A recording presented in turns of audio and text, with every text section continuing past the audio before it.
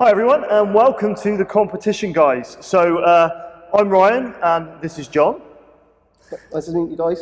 So today we're here to talk about what could be potentially a controversial subject of what does the future look like if you are a petrol head in an EV world. So for those who don't know, EV are your electronic vehicles, your electric vehicles, whatever you want to call it, and we think it's going to have quite an influence on what the future might look like, and we're here to discuss it today.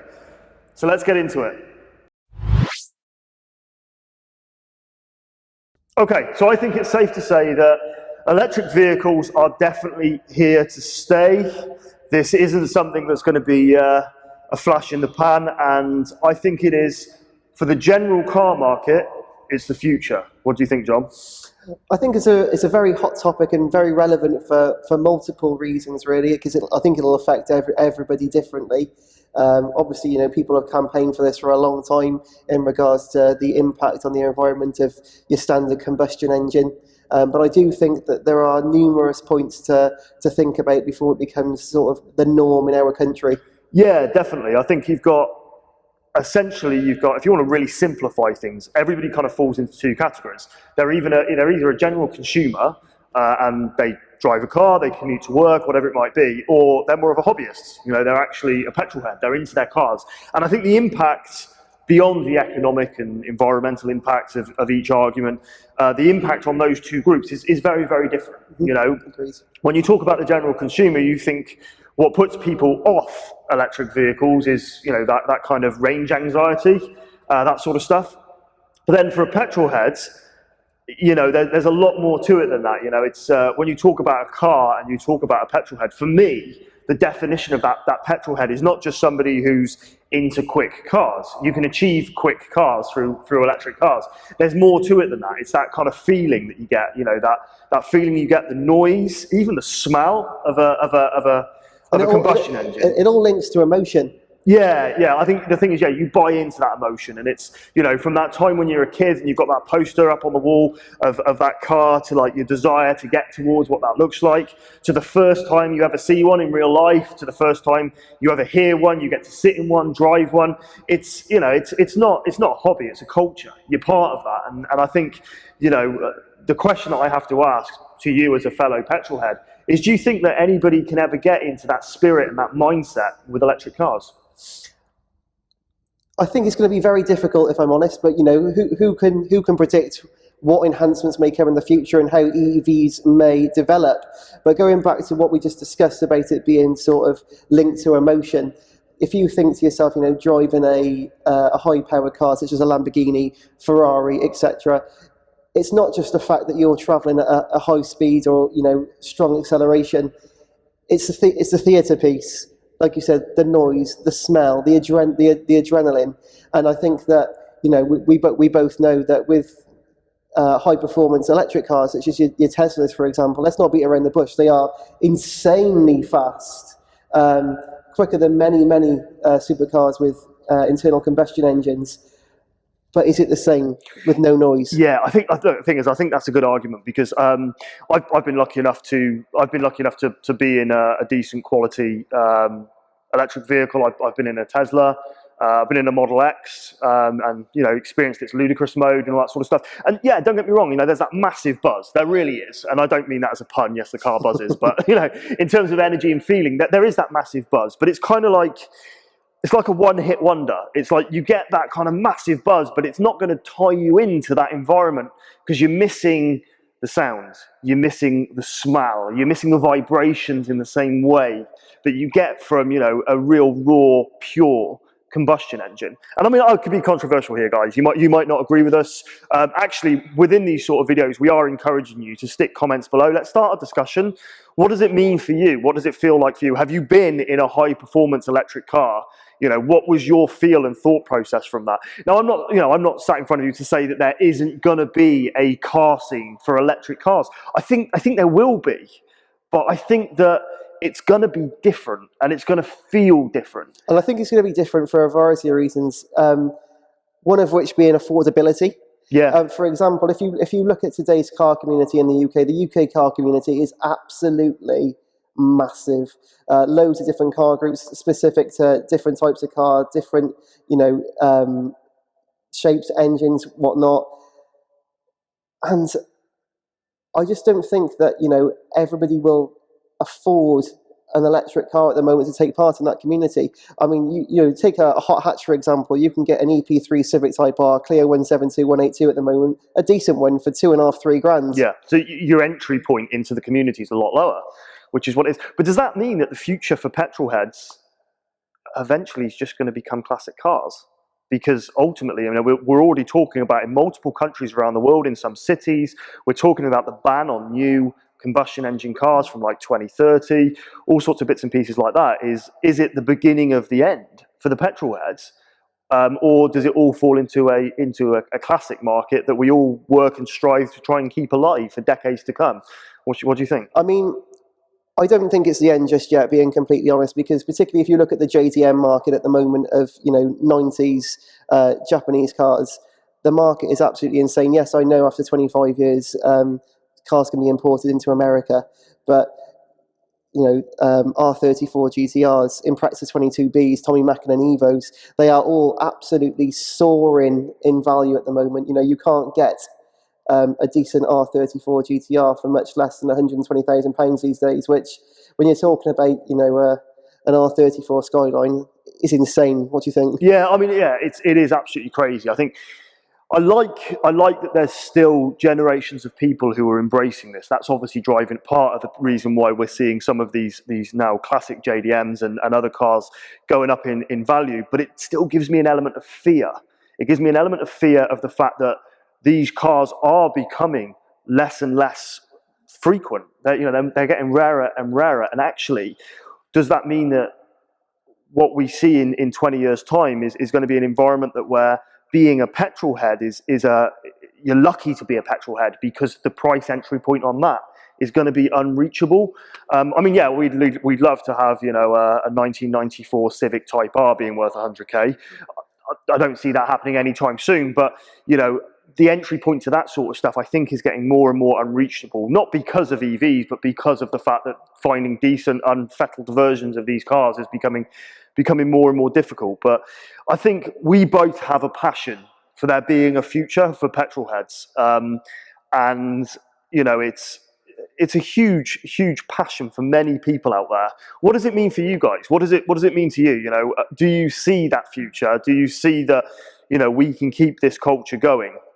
I think it then leads on to a very controversial subject, which is ultimately big business will have you believe, positively or negatively, that EVs, it's about environmental concerns. It's about what the future looks like. We can't keep, digging up fossil fuels and having those, power our lives, not just from a vehicle perspective, but from all different angles. But I think right now, we're still in a position where, yes, you've got Tesla, who are a very strong player in the car market, let alone EVs. But there's still a lot of questions around what does the generic solution look like, because the environmental benefits of an EV versus burning fossil fuels, yeah, that's blatant. None of us can deny that, but we still have to talk about the controversial subject of manufacturing. Where's your thought process on that right now in terms of what it looks like to build an EV and where the future may lead in terms of getting that right? I think it's a very, very interesting subject, and at the moment, I don't think there is a right or wrong answer, because I wouldn't like to sit here and pretend that I'm qualified enough to know whether or not the benefit of EVs in the long term outweigh the manufacturing element. But something that I just want to touch on really quickly is the infrastructure, particularly in our country. There's a lot of emphasis at the moment on going electric and doing your bit for the environment, so to speak. But how many people have got the facility to have a charger at their house? How many people, taking myself as an example, yes, I've got places at my house where I could put an electric charger, but I do 25, 30,000 miles a year. A car with a range of 237 miles is not much good to me. Sure. Yeah, I think range that falls into range anxiety as well, and that is improving. There's a lot going into battery technology. And neither of us are experts around this sort of stuff. We can only share our opinions, but there is a lot going into battery technologies. You've got Teslas that are exceeding 300-mile range. They're talking about 500-mile range with future vehicles. That's all great. I think there is concerns around the manufacturing process, but also circling back to affordability. That Tesla that's going to get 300-mile range. What's the RRP of that car going to be? Yeah, you're talking 50, 60k entry point for one of their base models, with their long range vehicles. But I think that there is concerns around the production process, and I think that is improving. There's a lot more control around it. And again, we're not experts, but we know that EVs are the future of transport. That's going to happen. That ship has sailed. It's happening. We're not going to stop that. And not that we'd actually really want to stop it. No. Naturally, if they get it right and they get the production right, yes, there are going to be environmental benefits to going down the EV route. But I don't think that, and I'd call it nostalgia, call it a commitment to something that I'm passionate about. There still needs to be that petrol head movement. We can't ignore our past just because we're so obsessed with the future. No, of course. And speaking from my own personal experience, when EVs were first talked about and they first went into production, there was a lot of resistance from me as an individual, purely because I'm a bit of a purist. I love cars. I'm a proper petrol head, and the thought of cars that didn't make a noise, they were powered by electricity, it was a big no-no from me. But I think things are improving. And manufacturers are starting to bridge the gap between EVs and petrol heads, so to speak. Whether that gap will ever be fully bridged, I don't know. Because if we take the Porsche Taycan for an example, that's a really, really big step for Porsche, and I think it's a good one. However, in my opinion, will a Porsche Taycan ever feel the same as a 911? What do you think? Yeah, I think that's exactly kind of our point. That's kind of what we're kind of saying in terms of feeling. Also, the styling on that new Porsche is I think it's fairly Marmite. Questionable. It is questionable. The 911 is going to be stuck in many people's hearts for their whole life. But again, it's something new. It's going to take time to make sure that, one, they get it right. Two, that people's tastes change and adjust. So we don't know what the future might look like there. But you're not going to get, I don't feel, the same level of emotional commitment to that vehicle as you will to a classic or even modern 911. But also as well, circling back to something that we touched on at the start of the discussion, is community.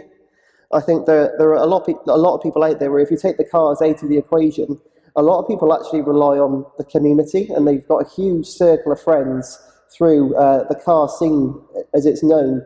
And if the car scene was to dwindle or shrink,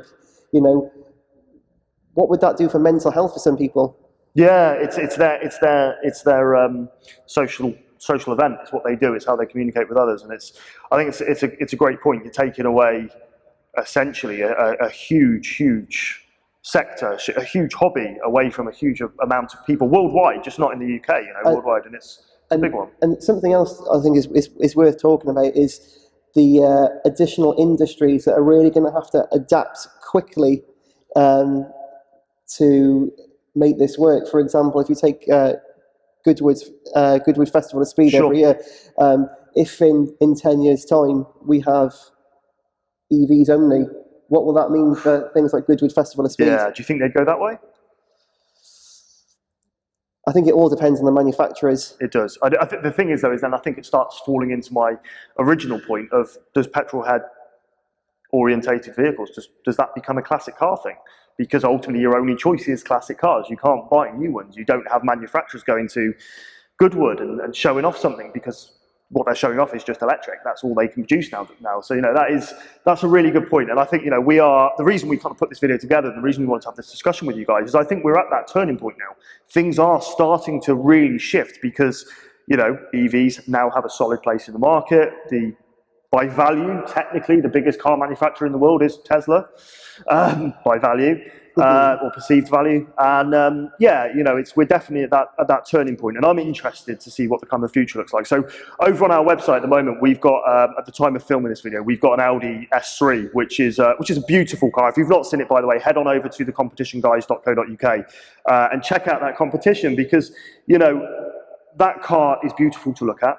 I think you'll agree. It's a lovely colour, a real deep black. It's really nice. And it's been cherished as well. Oh gosh, yeah, definitely. It's been very well looked after, and I think I've said it before, I think it's a future classic. You know, it's got subtle lines, real nice chrome accents. You know, it doesn't look like it's gone sideways through a Halford shop window. You know, it's nice. It's a good-looking car. But part of the draw of that vehicle is when you sit in it and you push that start button and you feel the car start and you hear the noise. And for me, that's kind of what makes the package, that makes that vehicle what it is. And I guess, yeah, the question we can't answer today is, will somebody ever get that feeling of sitting in an EV, pushing the on button, and what's going to give you that embrace? What's going to kind of engage you in that vehicle? It's really interesting that you should say that, actually, because I think that leaves manufacturers with a huge problem. Yeah. Marketing. At the moment, you know, they've got styling of the vehicle, engine, etc. You know, different manufacturers have different USPs. But does it become more of a level playing field when all vehicles are electric and all you have to differentiate yourself really is styling? Yeah, and it's all the same sounds, so on and so forth. It's a real challenge. Well, look, guys, thank you very much for joining us for this video. We're just sharing our opinions. People might not care about them, but we love it. You know, we're petrol heads. We want to talk about this sort of stuff. I want to leave you guys with a question. So the question is pretty much where we started, which is, what does EVs mean for the petrol heads? Answer that question in the comment section below. If you, as a petrol head, what do EVs mean to you? I think the only structure I'd give you is, be under no illusion, they are here to stay. So even if you massively, massively disagree with them, I'm afraid we have some bad news for you. You know, they're not going anywhere. So what does it mean, though, for the petrol head community? What does it mean? Are we going to turn into just classic cars, because essentially all the cars are going to be getting older, there's going to be no new ones? Or do you think there's something else that's going to come out of the woodwork that we're not even thinking about today? So look, comments below. Like I said, we've got a beautiful Audi S3 up for grabs on thecompetitionguys.co.uk. So head on over there, check that out as well. It could be part of a dying breed, you never know. So do check that out. But thanks from me for joining us for this video. Yeah, good to see you guys. Thanks for tuning in. And we look forward to seeing you next time. Take care.